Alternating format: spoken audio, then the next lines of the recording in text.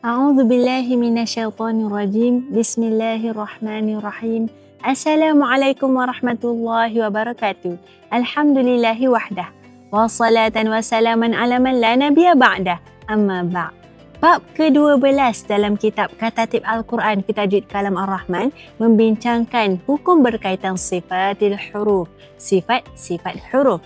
Dalam episod lepas kita dah baca satu persatu muqaddimah berkaitan sifatul huruf. Episod kali ini kita akan sambung pada taqsimus sifat, iaitu pembahagian sifat. Sifat huruf terbahagi kepada dua bahagian, iaitu bahagian zatiyah dan arudiyah. Zatiyah adalah pada zat huruf tersebut dan bahagian kedua arudiyah adalah yang mendatang. Jom kita lihat yang pertama, zatiyah.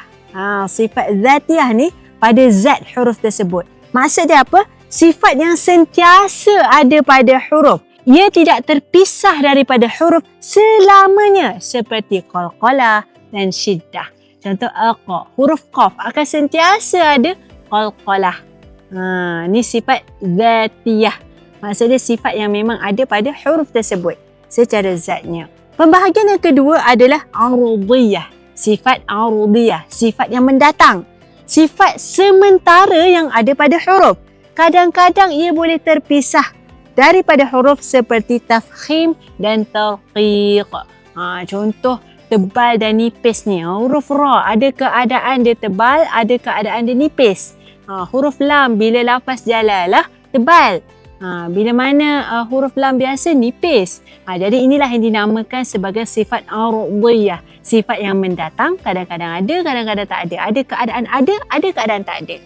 Berbeza dengan sifat zatiyah sebentar tadi yang mana sentiasa akan ada pada huruf tersebut.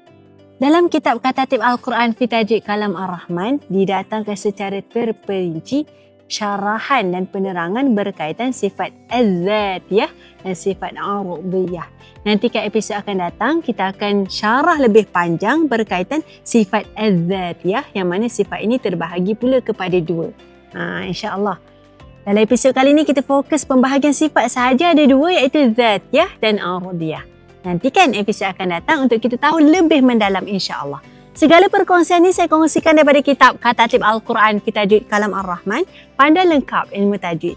Bagi anda yang berhajat untuk dapatkan kitab istimewa ini, dapatkan di www.nashrulquran.com atau hubungi admin Akademi Nashrul Quran di 0167182825.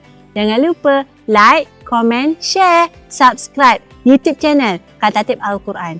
Follow juga semua sosial media Katatib Al-Quran. Segala yang baik itu datangnya daripada Allah Subhanahu Wa Taala. Wabillahi taufiq wal hidayah. Wassalamualaikum warahmatullahi wabarakatuh.